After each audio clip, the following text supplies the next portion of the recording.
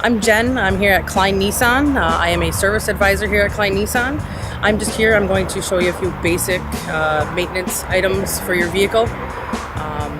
We're going to use this 2017 Nissan Altima as an example. Each vehicle is a little different. It varies from model to model. But since this is our top seller, we're going to go ahead and start off and show you a few things on this vehicle.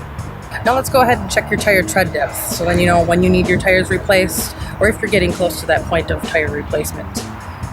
Normally what you should do, the best way to take and check your tread depth is to turn the wheel all the way to one direction, so then you get the tire tread available to you and easy for access.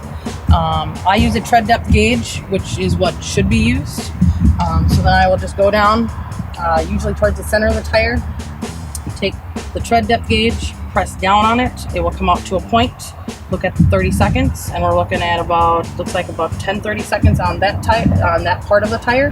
I do check it in several places instead of just one to make sure that you're getting even wear.